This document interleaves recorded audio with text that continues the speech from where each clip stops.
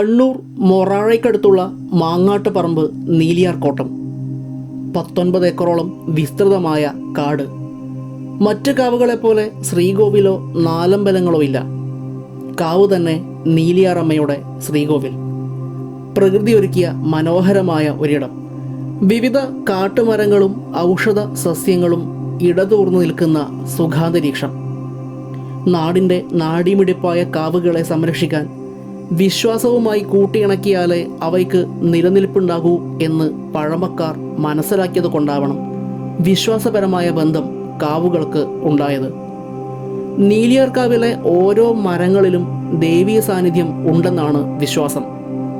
വിശ്വാസത്തെ പ്രകൃതിയിൽ അപ്ലൈ ചെയ്തതിൻ്റെ ഗുണം കൊണ്ടാവണം കാവിലെ മരക്കൊമ്പുകൾ ഒടിക്കുന്നത് പോലും ദേവിയുടെ കോപം വിളിച്ചു വരുത്തും എന്നാണ് ഐതിഹ്യം. അതുകൊണ്ട് തന്നെ കാവ് അതിൻ്റെ തനിമയിൽ ഇവിടെ നിലനിൽക്കുന്നുമുണ്ട്.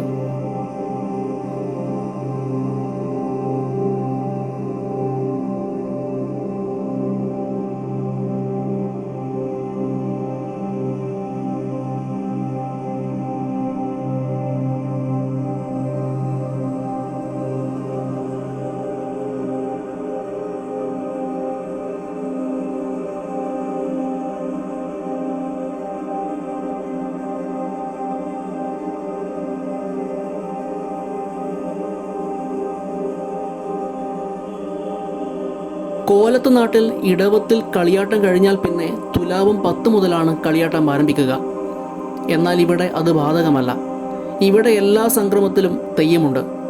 കൂടാതെ ഭക്തരുടെ പ്രാർത്ഥന അനുസരിച്ച് മിക്ക ദിവസങ്ങളിലും കളിയാട്ടവുമുണ്ട്. എന്നാൽ കർക്കിടകം 2 മുതൽ 16 വരെ ഇവിടം തെയ്യം ഉണ്ടായിരിക്കുകയില്ല. ആ ദിവസങ്ങളിൽ നീലിയാർ ഭഗവതിയുടെ ആരൂഢ സ്ഥലമായ മണത്തണയിൽ കളിയാട്ടം നടക്കുന്നത് കൊണ്ടാണിത്. ഇനി നീലിയാർ ഭഗവതിയുടെ ഐതിഹ്യം പറയാം. കൊട്ടിയൂർ കാട്ടിലെ നീലി, പ്രകൃതിയെയും അക്ഷരങ്ങളെയും സ്നേഹിച്ച സുന്ദരി പെണ്ണ്.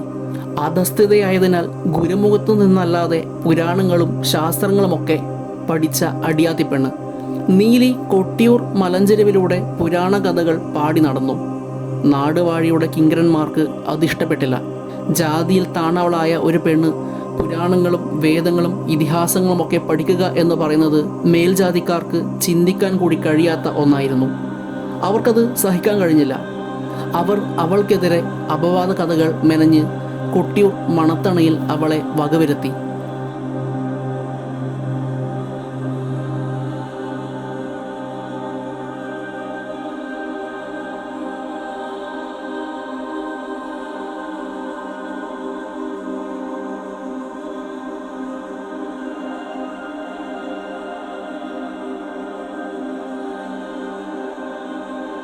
പിന്നീടുള്ള രാത്രികളിൽ കൊട്ടിയൂർ വനാന്തരങ്ങളിൽ ആ പെണ്ണിനെ പലരും കണ്ടു പേടിച്ചു. നീലി യക്ഷിയായി മാറി. കൊട്ടിയൂർ അരുവിക്കരയിലെ പാലമരച്ചോട്ടിലും അവളെ പലരും കണ്ടു. രാത്രിയിൽ നദിയിൽ കുളിക്കാൻ വരുന്നവർക്കെതിരെ അവൾ എണ്ണയും താളിയും നീട്ടും. അത് വാങ്ങിയവരെ അവൾ കഴുത്ത് കടിച്ച് ചോര കുടിക്കും. കൊട്ടിയൂർ നാട് വിറച്ചു. ഒരു മന്ത്രവാദിക്കും അവളെ തളക്കാൻ കഴിഞ്ഞില്ല. അങ്ങനെ ഇരിക്കെ ഒരു ദിവസം കൊട്ടിയൂരപ്പനെ തൊഴാൻ വന്ന കാളകാട്ടുതന്ത്രി നദിയിൽ കുളിക്കാനിറങ്ങി. ദണ്ടും കുടയും കരയിൽ വെച്ച് കുളിക്കാനിറങ്ങവേ നീലി തന്ത്രിക്ക് നേരെ എണ്ണയും താളിയും നീട്ടി അടുത്തേക്ക് വന്നു. എൻ്റെ അമ്മ തന്ന അമൃതാണിത് എന്ന് പറഞ്ഞുകൊണ്ട് തന്ത്രി ആ എണ്ണയും താളിയും കുടിച്ചു. മന്ത്രതന്ത്രങ്ങൾ ഉരുക്കഴിക്കുന്ന മഹാപണ്ഡിതനായ കാളകാട്ടുതന്ത്രിയുടെ നാവിൽ നിന്നും അമ്മ എന്ന വാക്ക് വന്നതുകൊണ്ട് തന്നെ അവൾ തന്ത്രിയെ കൊന്നില്ല.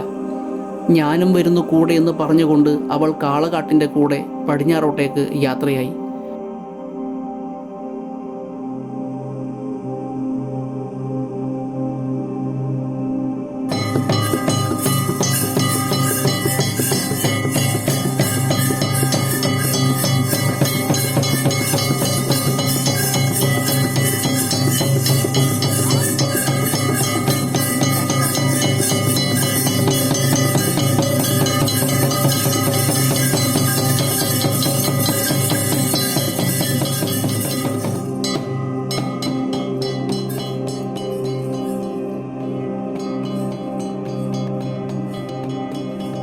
അവർ നടന്ന് വളപട്ടണം പുഴ കടന്ന് മാങ്ങാട്ട് പറമ്പിലെത്തി.